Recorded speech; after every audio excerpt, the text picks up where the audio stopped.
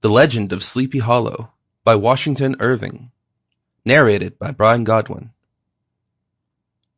Found among the papers of the late Diedrich Knickerbocker, a pleasant land of drowsy head it was, of dreams that wave before the half-shut eye, and of gay castles in the clouds that pass, forever flushing round a summer sky, castle of indolence. In the bosom of one of those spacious coves which indent the eastern shore of the Hudson, at that broad expansion of the river denominated by the ancient Dutch navigators the Teppenzee, and where they always prudently shortened sail and implored the protection of St. Nicholas when they crossed, there lies a small market town or rural port, which by some is called Greensboro, but which is more generally and properly known by the name of Tarrytown. This name was given, we are told, in former days by the good housewives of the adjacent country, from the inveterate propensity of their husbands to linger about the village tavern on market days. Be that as it may, I do not vouch for the fact, but merely advert to it for the sake of being precise and authentic. Not far from this village, perhaps about 2 miles, there is a little valley, or rather lap of land among high hills, which is one of the quietest places in the whole world.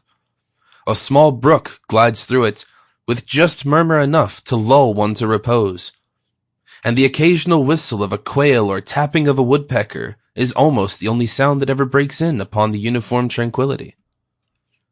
I recollect that when a stripling, my first exploit in squirrel shooting was in a grove of tall walnut trees that shades one side of the valley.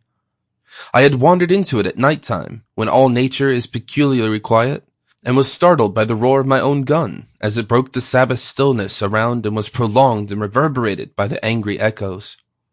If ever I should wish for a retreat whither I might steal from the world and its distractions, and dream quietly away from the remnant of a troubled life, I know of none more promising than this little valley. From the listless repose of the place and the peculiar character of its inhabitants, who are descendants from the original Dutch settlers, this sequestered glen has long been known by the name of Sleepy Hollow, and its rustic lads are called the Sleepy Hollow Boys throughout all the neighboring country.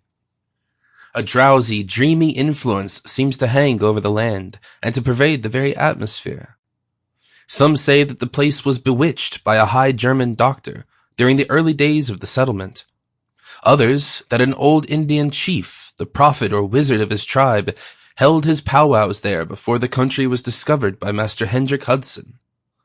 Certain it is, the place still continues under the sway of some witching power that holds a spell over the minds of the good people, causing them to walk in a continual reverie.